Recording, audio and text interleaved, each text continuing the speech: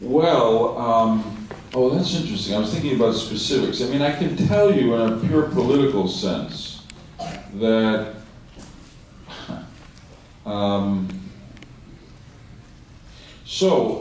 a quick story. When I'm running for the U.S. Senate in 1988 for the first time, the conventions that nominate candidates are always held on Saturday, on Shabbat.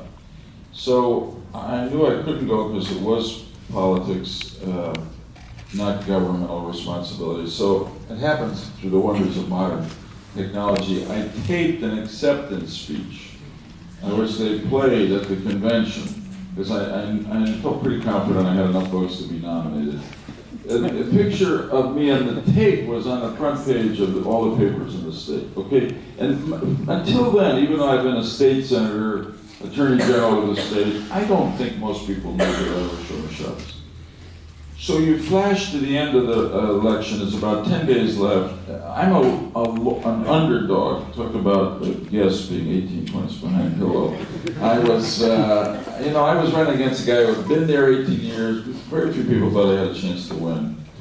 And a friend of mine named Cornelius O'Leary, who was obviously neither Ashkenazic nor Sephardic, was a state senator, called me up, an Irish Catholic guy, and said, I think you're going to win.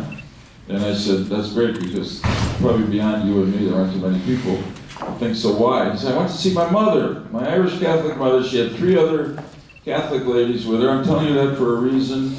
I asked them that year, President Bush the first was running against a man named Michael Dukakis.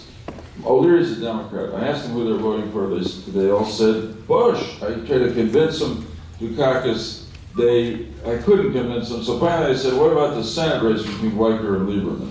And my mother said, well, I'm voting for Lieberman. And all the other ladies agreed. So O'Leary said to me, I said to them, why is that? And my mother said, I like the fact that he's a religious person. I like the fact that he doesn't do politics on his Sabbath. And so obviously I didn't observe Shabbat because I took a public opinion poll and we decided it would help my campaign. This I blame on my parents and my rabbis. But strangely, I think it actually helped me. I think in some ways it may have been in part in the mind of Vice President Gore when he chose me in terms of messages he wanted to send out about what kind of administration he would run. I'm less good at remembering bad things, as Hadassah would tell you. I have a wonderful capacity to block bad things. So, but at least some people in Connecticut politics would tell you this. In 1978, I was a candidate at another convention for lieutenant governor. And I don't have to give you the details, but I didn't go. I was Shabbos. I came in second to the person who got the nomination. Nobody could have foreseen it, that the governor passed away 2 years later from cancer, and the lieutenant governor became governor. And there were a lot of people who felt that if I had been there, I might have gotten the nomination. Frankly, I doubt it. But in any case, it was clearly Bashert. Because if I had been lieutenant governor, then became governor, I probably would have served a couple of terms, retired, and never gotten to be a United States Senator, where the path somehow led me. So I can't really remember a time where it hurt.